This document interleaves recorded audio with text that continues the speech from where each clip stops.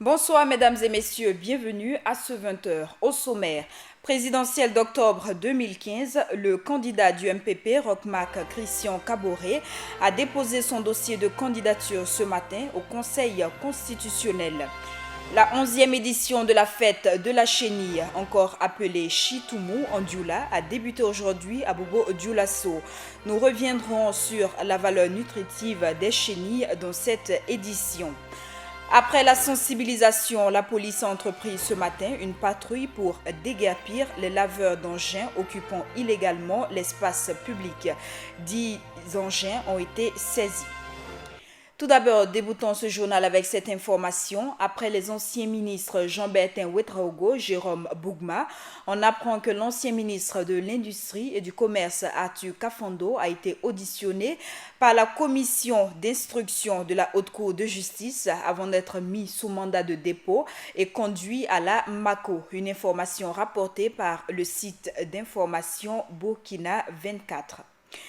Présidentielle 2015, à la date du 21 août, aucune candidature ne sera réceptionnée au Conseil constitutionnel. Pour être de la course à la conquête du pouvoir, le candidat du MPP, Rochmark Christian Kaboré, a déposé ce matin son dossier au Conseil constitutionnel. Accompagné par ses militants, le président du parti du Soleil Levant s'est dit prêt à travailler pour la justice sociale et la paix. Viviane Bama, reportage. Les jours se succèdent, les dépôts de candidature au Conseil constitutionnel également. Après Zéphirin Diabré et Edi Kombouego, c'est au tour de Rochmark Christian Kaboré. Et pour cet événement, les militants du parti ne se sont pas fait prier pour accompagner leur candidat, donnant du fil à retordre à la sécurité. Après plus d'une heure d'attente, vous savez, il faut faire confiance au peuple burkinabé. Chaque parti, chaque candidat viendra avec son programme politique, évidemment. Nous nous battrons sur le terrain et comme on le dit souvent, la présidentielle, c'est d'abord la confiance d'un homme avec son peuple. Nous ne sommes pas, disons, lorsqu'on va à la présidentielle, à un examen de doctorat d'État où nous devons faire des thèses libres. Le peuple attend la résolution de ses problèmes. Le peuple s'est exprimé le 30-31 octobre lors de l'insurrection populaire. Il nous appartient d'assumer la responsabilité de pouvoir faire un peu en sorte que le peuple trouve sa satisfaction dans le combat que nous allons mener pour la justice sociale, pour la paix et pour le progrès social du Burkinabé en général. Contrairement à certains candidats venus personnellement déposer leur candidature, d'autres se sont fait déléguer. C'est le cas de Jean-Baptiste Natama, dont le dépôt s'est fait par procuration. Vous le savez bien que la candidature de Jean-Baptiste Natama est une candidature qui a été suscitée par la jeunesse. La jeunesse a lancé un appel le 6 juin 2015 pour demander à son Excellence Jean-Baptiste Natama d'être candidat à la présidentielle. Il nous a répondu oui. Et c'est nous qui avons souhaité ce matin encore nous lever de nous-mêmes pour venir déposer sa candidature à son nom. Nous avons juste sollicité son mandat, nous avons juste sollicité sa procuration parce que c'est un candidat qui est porté par nous, la jeunesse. Seul ou accompagné, l'essentiel étant de déposer sa candidature avant la date du 21 août afin de pouvoir entrer en liste pour cette élection présidentielle. Après le MPP, la présidente du PDC a aussi effectué le dépôt de son dossier cet après-midi au Conseil constitutionnel. Le dossier de Saran Sérémé a été réceptionné. Max Gombré y était. Sarah Sérémé, présidente du Parti pour le développement et le changement, a déposé sa candidature au Conseil constitutionnel ce mercredi pour les présidentielles d'octobre prochain. Première femme candidate, elle affirme être honorée de pouvoir se présenter et place ce dépôt sous le signe de la grâce de Dieu. Je me sens d'abord honorée d'avoir pu déposer ma candidature au présidentiel. C'est une grâce qui n'est pas permise à tout un chacun, mais c'est un combat que nous devons mener. Nous devons mener ce combat surtout pour le résultat que nous espérons attendre et implémenter. Nous avons des visions, nous avons des convictions, nous avons des idéaux à implémenter dans la vie du Burkina Faso. Après une lutte âpre qui a été menée avec l'ensemble du peuple burkinabé, candidature féminine ou masculine, nous pensons tout simplement que c'est une candidature d'un citoyen qui est engagé à se battre pour le bien-être de la jeunesse, des femmes, pour le bien-être du peuple burkinabé tout entier, surtout dans l'équité et surtout en tenant compte de tous les espaces du Burkina Faso. Elle, l'Afrique doit quitter le conformisme et inventer des politiques adaptées à ces réalités. Nous estimons qu'en Afrique, même si nous avons l'habitude d'importer des politiques qui ont été colmatées, concoctées dans des laboratoires extérieurs, il est plus que temps que nous implémentons des visions appropriées à nos réalités. Selon chaque circonscription, selon chaque région, nous devons avoir des politiques adaptées. Et nous devons mener des politiques idoines. Parce que on ne peut pas dire que beaucoup de choses n'ont pas été faites.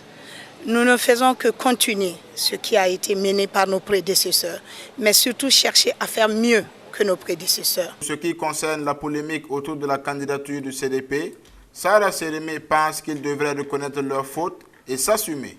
Vous savez, moi j'en suis convaincue, parce que nous prenons les 3 R, respect de soi, respect de l'autre, responsabilité de ses actes. Et la responsabilité de ces actes reste, disons, la dernière étape. Quand on a occupé des postes de responsabilité, on dit bien des postes de responsabilité, pas d'irresponsabilité. On sait à un moment donné qu'on doit rendre compte à son peuple, qu'on doit rendre compte même devant l'histoire. Et nous avons toujours interpellé certaines personnes. Ceux à un moment donné, malgré le pardon immense dont nous regorgeons tous dans nos cœurs, cela n'empêche pas que les gens s'assument et reconnaissent les fautes, reconnaissent tout simplement que les menaces ne feront rien changer. Il faut noter que jusqu'à présent, aucune candidature indépendante n'a été officiellement enregistrée.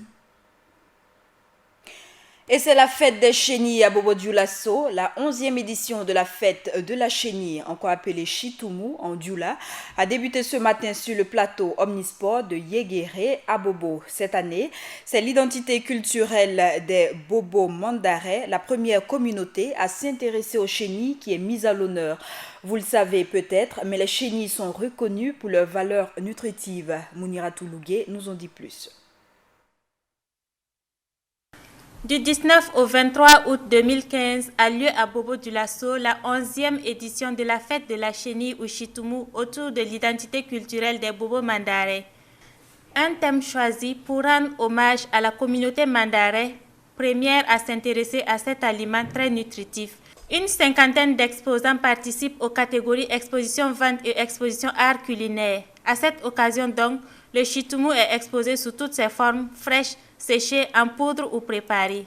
Les Chitoumou, qui sont les chenilles de karité, sont des prédateurs spécifiques de l'arbre de karité. Ils sont issus d'un papillon qui pond des milliers d'œufs qui évoluent successivement pour devenir des larves, puis des chenilles. Elles se nourrissent exclusivement de feuilles de karité et apparaissent à chaque saison hivernale.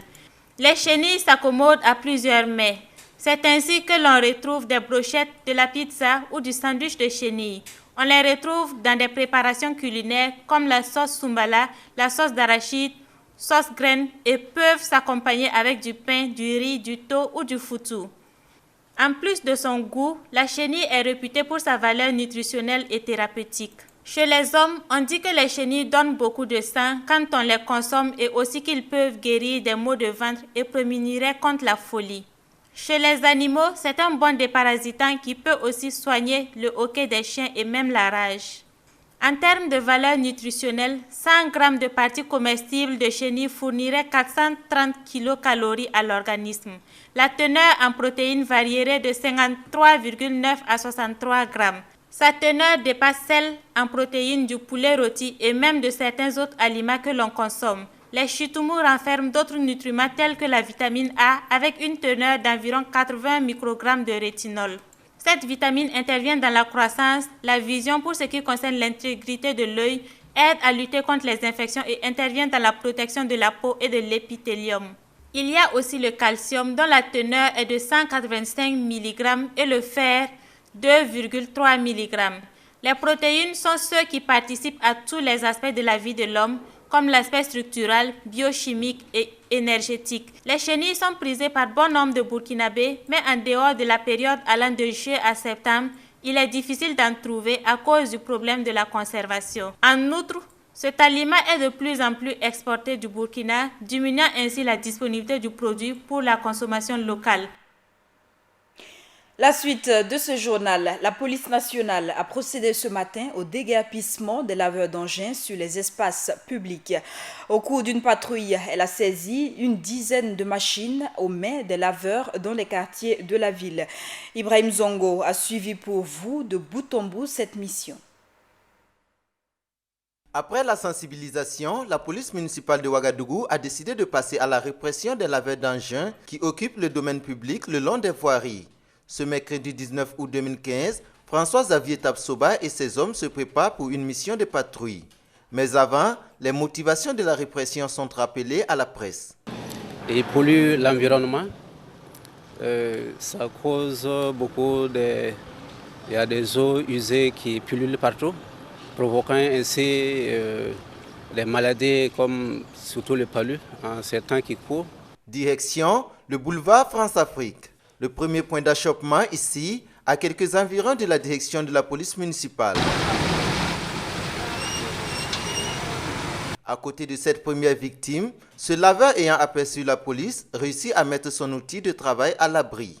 Après ces lieux, les policiers abandonnent leur pick-up pour prendre de court ce laveur. La victime obtempère, mais les riverains, eux, semblent mécontents. Après quelques tractations, la mission peut se poursuivre. Parfois, on assiste au jeu de la corde entre policiers et laveurs.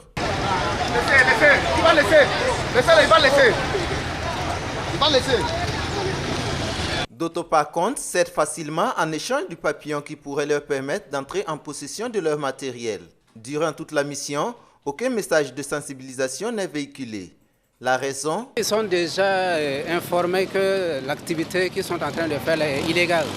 Donc ils savent bien que vous avez vu que certains fuient avec leur matériel. Donc ils savent que ce qu'ils sont en train de faire là, c'est illégal. Donc ils sont déjà informés, ils sont déjà sensibilisés. Donc ils savent. Après l'avenue Tidiane Koulibaly dans l'arrondissement 6, la mission de patrouille regagne la route nationale numéro 1, puis retour à la case départ. La moisson est bonne. Au total, ce sont 10 machines qui ont été saisies. Vraiment, le message est passé. Comme ils ont su qu'on est passé à la phase répressive, je crois que c'est déjà bon. Les laveurs dont les engins ont été saisis devraient donc se rendre à la direction de la police municipale pour entrer en possession de leurs machines après présentation des pièces justificatives et bien sûr après avoir payé une contravention. À Koupéla, dans le centre-est, plus d'une centaine de travailleurs de la Société des routes et des bâtiments Soroubat ont manifesté lundi pour exiger le départ de 2 de leurs responsables et de meilleures conditions de vie et de travail selon l'AIB. Les manifestants ont marché sur une distance de 5 km pour se faire entendre. Et la coordination nationale pour une transition réussie de Pascal Zaïda appelle la chefferie coutumière et religieuse et les autorités religieuses à s'impliquer dans le maintien de la cohésion sociale au Burkina. L'organisation a effectué ce matin une nouvelle sortie médiatique pour donner sa lecture de la situation nationale. Ibrahim Sanou pour plus de détails. C'est au cours de la conférence de presse de ce mercredi 19 août 2015 que la Coordination nationale pour une transition réussie, CNTR, donne sa position sur la situation politique nationale marquée par le contentieux préélectoral en cours. Nous ne prétendons pas ici, à la façon des néo-experts, dire comment le juge constitutionnel devra faire son travail. Nous ne nous aventurions pas non plus, comme certains terroristes intellectuels mettent de quelque manière que ce soit la pression sur le Conseil constitutionnel.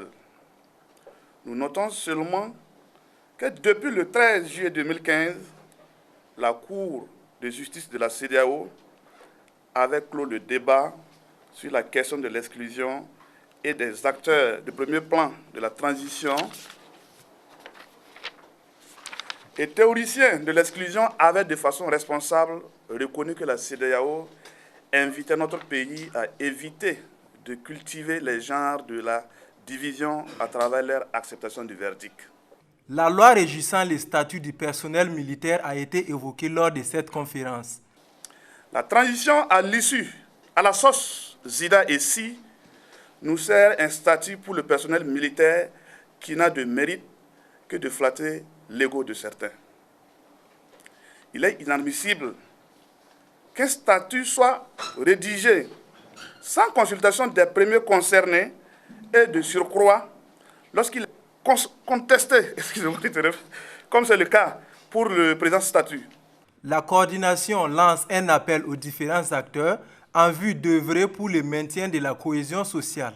Pourquoi la coordination nationale pour une transition réussie lance en ce jour un appel solennel à la chefferie coutumière et religieuse de s'impliquer pour le maintien de la cohésion sociale, à la communauté internationale, notamment la France, les États-Unis d'Amérique, l'Union européenne et les amis du Burkina Faso qui se sont investis pour obtenir le caractère inclusif de la transition.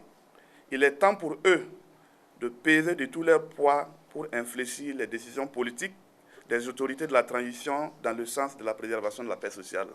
Au regard de toutes ces observations, Pascal Zaïda et ses collaborateurs suggèrent aux futures autorités de se préparer à redéfinir avec sérieux l'avenir du Burkina Faso.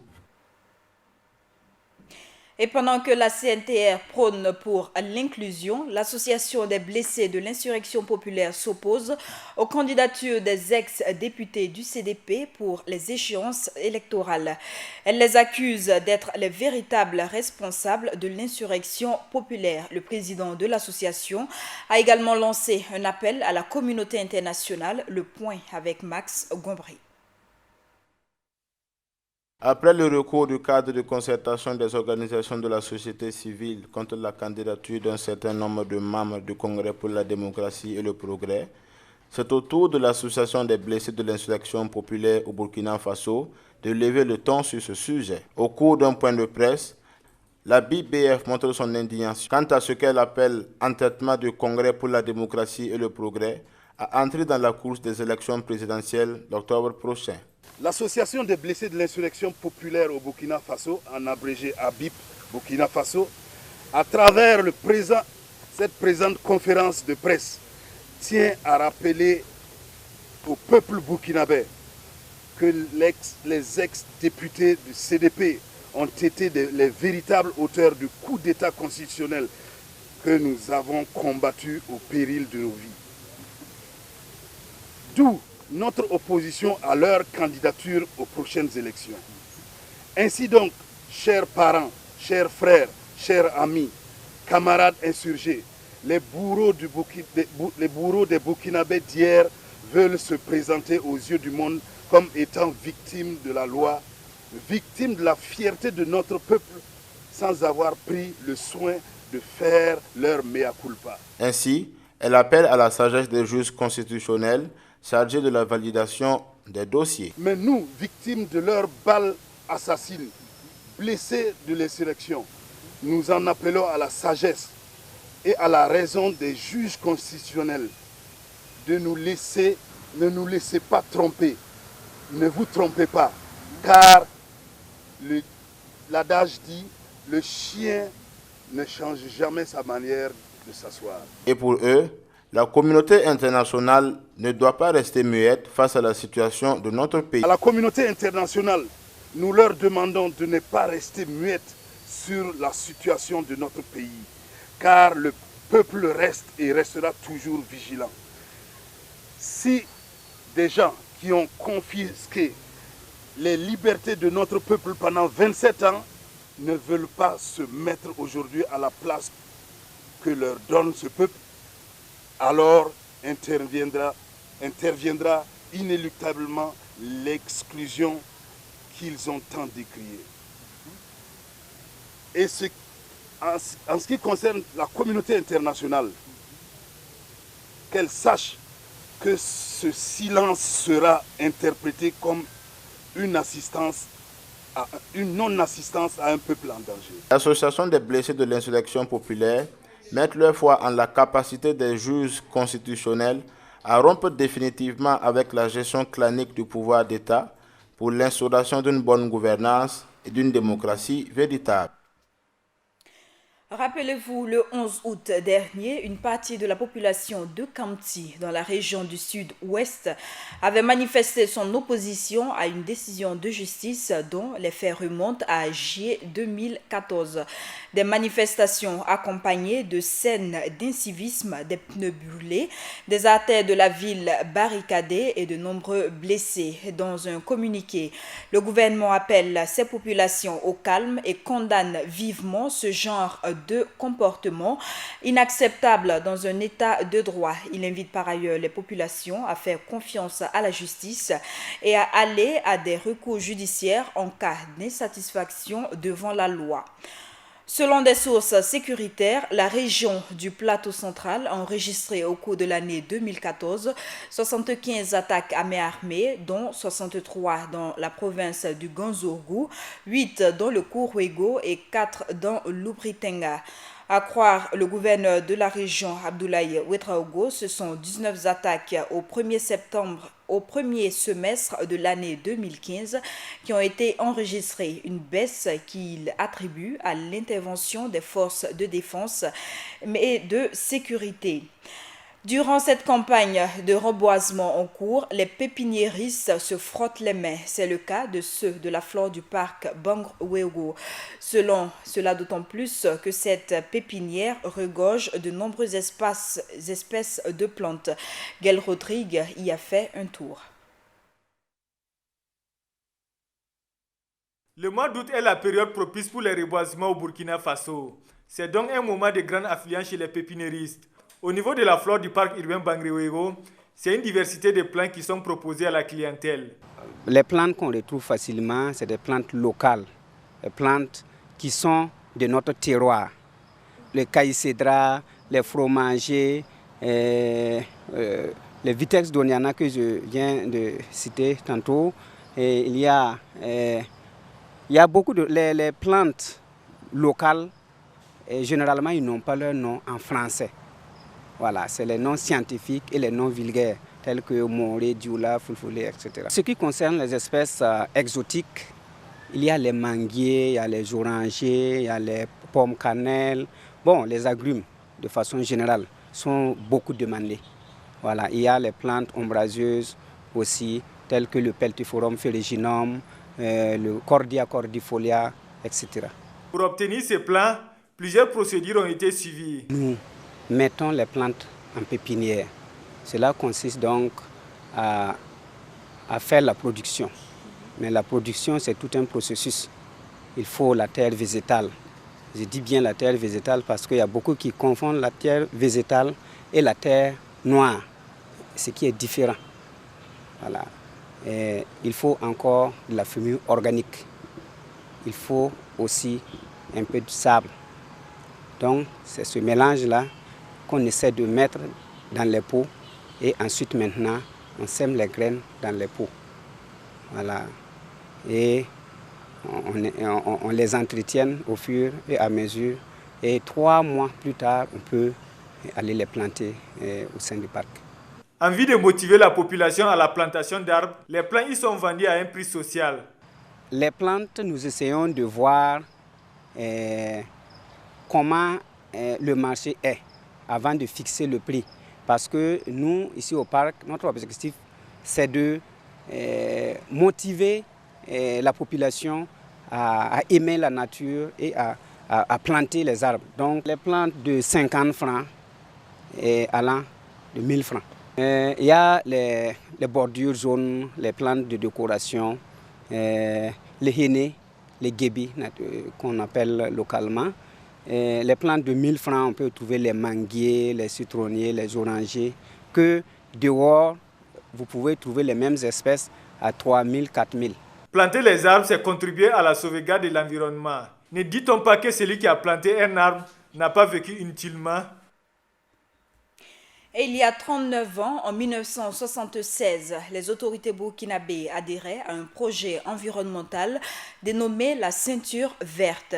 Depuis cette date, les campagnes de reboisement sont initiées chaque année pour renforcer cette ceinture. Force est de reconnaître que les coupes abusives de bois et autres actions de l'homme limitent ces efforts. L'état des lieux de cette ceinture verte avec Viviane Bama. Créée en 1996 avec entre autres objectifs la protection de la ville en diminuant l'influence des vents de poussière, la production de bois et la création des emplois et des revenus verts, la ceinture verte de Ouagadougou a fait du chemin. On parlait de ceinture quand c'était vraiment à la périphérie. Comme maintenant, cette bande-là se trouve à l'intérieur de la ville, on parle plutôt de bande verte au niveau de la ville. Sur environ 21 km, avec une largeur de 500 mètres.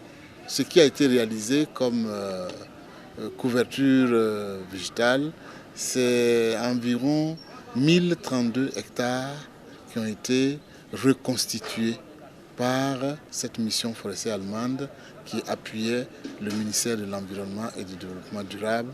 39 ans après, la ceinture verte a certes fait du chemin, mais le constat est que les efforts sont en train d'être annulés par les actions de l'homme. Compte tenu toujours de cette forte pression qui existe, chaque année les gens passent, ils coupent. Bon, ça fait que la croissance est devenue pratiquement nulle. Ça, c'est le premier volet. Deuxième volet, les gens ont construit des habitations à l'intérieur, comme zone non lotie. Un troisième facteur, il y a aussi qu'il y a existé certains maires d'arrondissement qui ont procédé à des lotissements à l'intérieur de cette ceinture verte-là qu'ils ont attribuée à des gens. En vue de reconstituer les superficies perdues et dans l'espoir de les augmenter, le ministère de l'Environnement procède chaque année à des reboisements. La thématique même du reboisement qui est une commune, une forêt pour lutter contre la désertification. La commune de Ouagadougou, avec ses 12 arrondissements, est fortement interpellée à s'impliquer donc pour la réhabilitation de cette ceinture verte-là. C'est la première année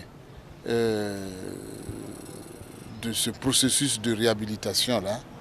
Alors, si on arrive à mettre en terre 10 000 plants qui sont entretenus, c'est déjà quelque chose. Mais au-delà des reboisements, il est impératif que des actions de sensibilisation soient menées afin de faire prendre conscience aux populations ouagalaises de l'utilité de la préservation de cette ceinture verte. Et pour ce faire, nous avons déjà affecté des agents à ce niveau.